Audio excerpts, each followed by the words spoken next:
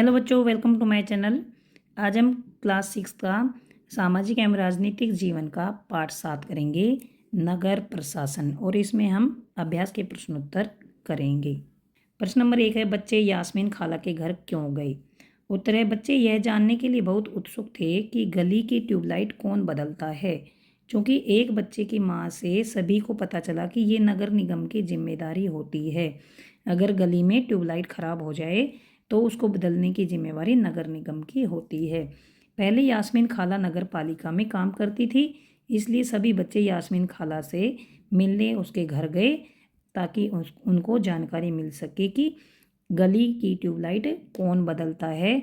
क्योंकि यास्मीन खाला नगर पालिका में काम करती थी, वो उनको अच्छे से बता सकती थी कि नगर पालिका के क्या कार्य होते हैं और नगर निगम के क्या कार्य होते हैं।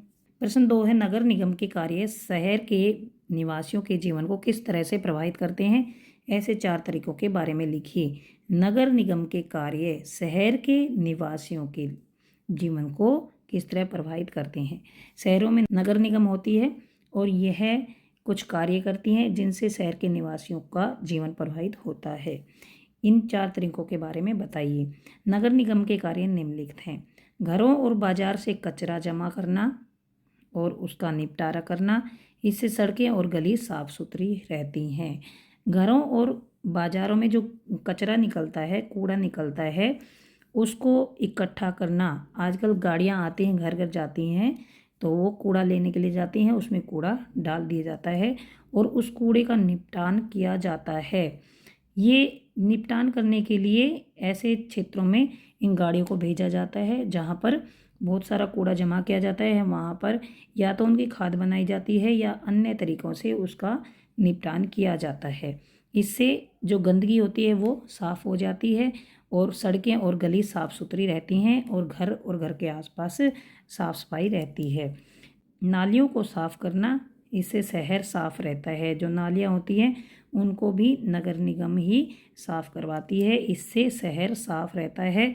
और नालियों में कूड़ा कचरा जो होता है वो अगर फंस जाता है तो उसको भी साफ़ करवाया जाता है।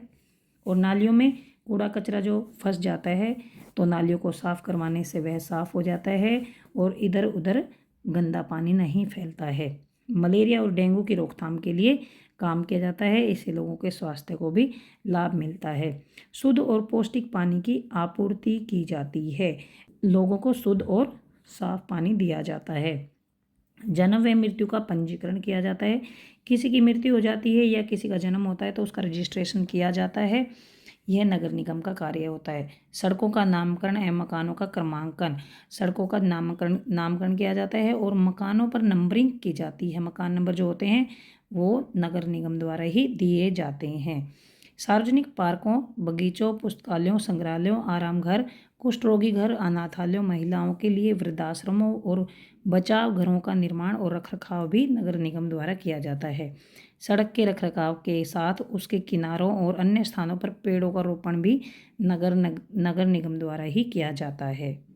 सार्वजनिक गलियों, पुलों एवं अन्य स्थानों पर अवरोधों को दूर करना। सार्वजनिक जो गलियां होती हैं या पुल जो होते हैं या फिर और स्थान होते हैं, उन पर कुछ भी दिक्कत हो तो उनको दूर किया जाता है। नगर निगम के उपरोक्त कार्य से शहर के निवासियों का जीवन आसान हो जाता है और अच्छे से जीवन यापन होता है। प्रश्न 3 है, नगर निगम पार्षद कौन होता है? उत्तर है, प्रत्येक शहर को छोटे छोटे नगर, मोहल्लों और वार्ड में विभाजित किया जाता है। प्रत्येक वार्ड के प्रतिनिधि को नगर निगम पार्षद या वार्ड काउंसलर कहा जाता है। नगर निगम पार्षद को सीधे उस वार्ड की जनता द्वारा चुना जाता है। जो वार्ड होते हैं वहाँ की जनता नगर निगम के पार्षद को चुनती है। पार्षद को उस वार्ड से संबंधित सभी समस्याओं को नगर पालिका या नगर परिषद में पेश करता है, जिसके उपरांत परिषद द्वारा बजट पास करके उस समस्या का समाधान किया जाता है।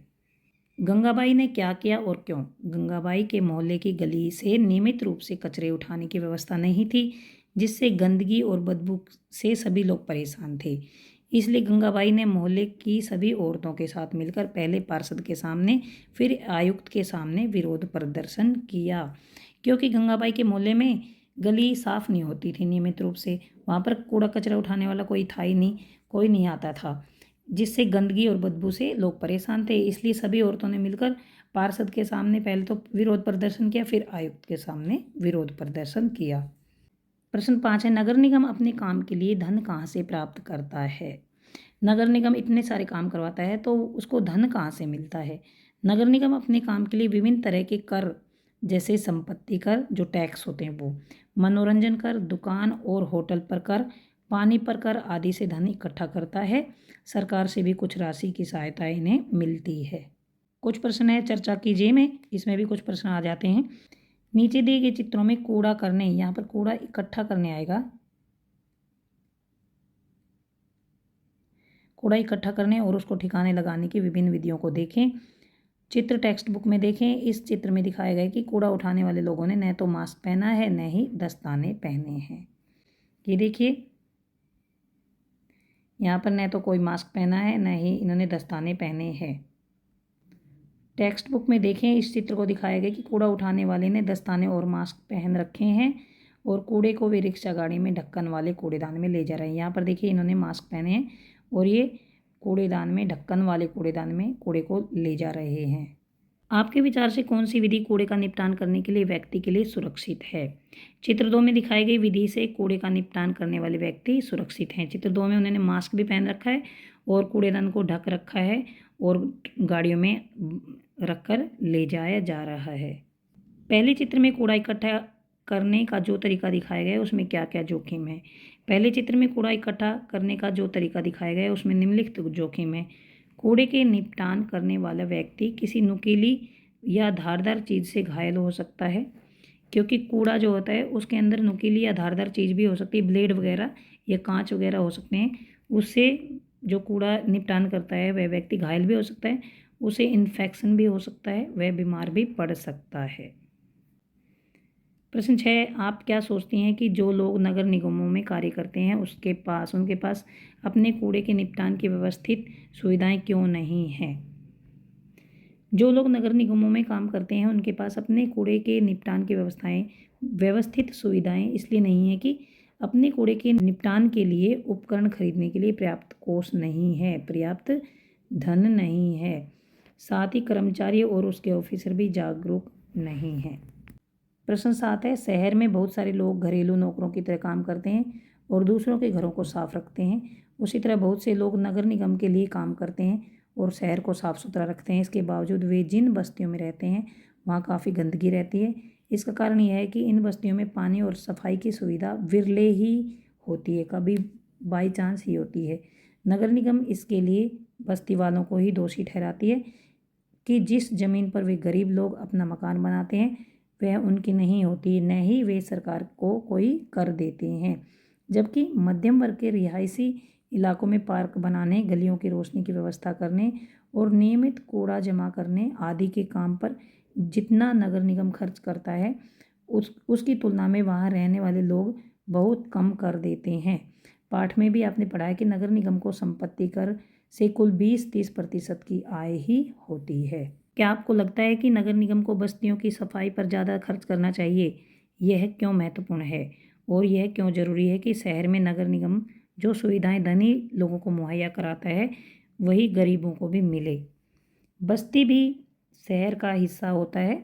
बस्ती के निवासी भी शहर के हर काम में अपनी महत्वपूर्ण हिस्सेदारी निभाते हैं। वे मध्यम वर्ग को बहुत सारी सेवाएं देते हैं।